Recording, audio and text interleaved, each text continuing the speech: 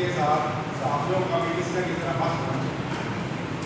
تو اس کے آپ نے ہمارا جو بنیادی فوکس تھا وہ یہ تھا کہ تعلیم دوسرے کی جیسا کہ سامنے آپ فلیکس پہ اس کو دیکھ رہے ہیں. تو اس کو ہم نے عملی طور پہ اس طرح ممکن بنایا کہ تمام مقاصد فکر کی جو مثبت تفاصیل تھی جو ان کے مدارس میں پڑھائی جاتی ہیں جو ان کے یہاں حوالے کے طور پر پیش کی جاتی ہیں کہ باہر اس گزارا اس کو جانا چاہیے.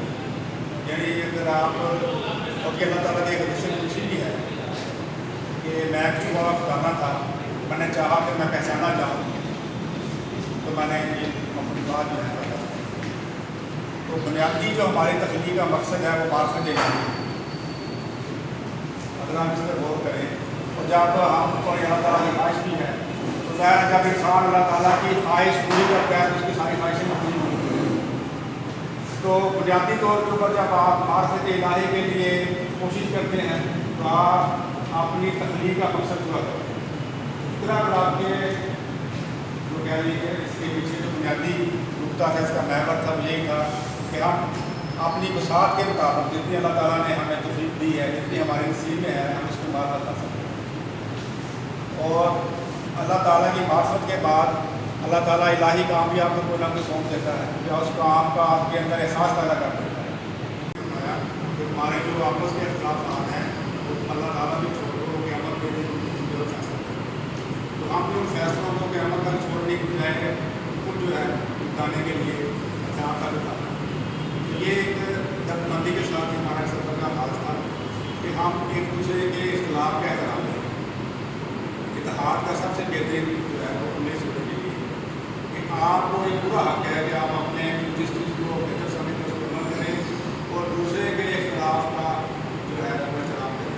اور صحافی ہوتے ہوئے جب ہم آزادی صحافت کی بات کرتے ہیں تو اس میں ذاتی صحافت ذاتی اظہار رائے کا عملی طور کے اوپر یہی تقاضا ہے کہ ہم نے مخالف جو فریق ہے اس کی بات کو سننا برداشت کرنا, اس کا احترام کرنا.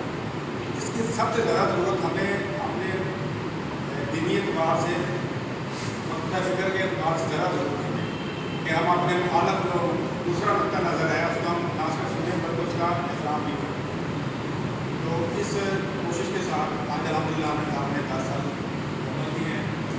تو میں اپنے جتنے بھی ساتھی کسی نہ کسی صورت میں ہمارے ساتھ جڑے ہوئے ہیں اللہ تعالیٰ نے حاصل رہا ہم سب کو شکر گزار ہوں اور اللہ تعالیٰ سے دعا کو ہمیں استقامت دے اور ہم اس سفر کو مزید آگے بڑھا سکتا مان لائیں جو میں نے محمد صلی اللہ علیہ وسلم کو بتایا ہے. تو اس کا مطلب یہ ہے کہ یہ وعدہ جو ہے اگلا وعدہ جو اللہ جل شانہ کر رہا ہے وہ محمد عربی صلی اللہ علیہ وسلم کی امت کے لیے یہ وعدہ کہ اللہ جل شانہ ان کے گناہ ان سے دور کر دے گا, ان کی کوتاہیوں کو نظر انداز کر دے گا اور ان کے احوال سنبھالے گا. اب میرے دوستوں میرے بھائیوں ہم دنیا دار ہیں, ہم احوال سنبھالنے کا دیکھتے ہیں, جب بھی سنتے ہیں, جب بھی کہتے ہیں, جب بھی سمجھتے ہیں تو ہم سمجھتے ہیں کہ وہ مال و دار بہت سارا آ جائے گا, کپڑے اچھے پہننے لگ پڑیں گے, گاڑی آ جائے گی, گھر بڑا سا ہو جائے گا, گلیم بھیجیں گے, اے سی لگ جائیں گے. ہم یہ سمجھتے ہیں اپنے کچھ ذرا اس سے آگے بڑھتے ہیں تو کہتے ہیں کوئی پاور کوئی اقتدار کی طرف بھی آ جائے گا, کوئی اختیار بھی آ جائے گا. لیکن میرے دوستوں میرے بھائیوں اللہ جل شانہ جب کسی کے حالات سنبھالتا ہے نا تو پھر وہ اس کو ایسے نہیں سنبھالتا, اس کا کردار پہلے بہتر کرتا ہے, اس کے اخلاق بہتر کرتا ہے. میرے دوستوں میرے بھائیوں اس کے اندر محبت پیدا کرتا ہے, وہ دوسرے انسانوں کے ساتھ محبت کرتا ہے. وہ جب گناہ کرتا ہے تو اس کو تکلیف ہوتی ہے, وہ محسوس کرتا ہے کہ میں یہ غلط کام کر رہا ہوں.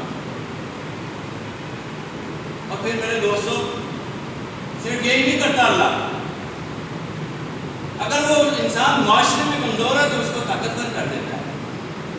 اگر لوگ اس کی عزت نہیں کرتے تو پھر جب وہ ان باتوں پر عمل کرتا ہے تو اللہ جل شانہ اس کی معاشرے میں عزت بناتا ہے.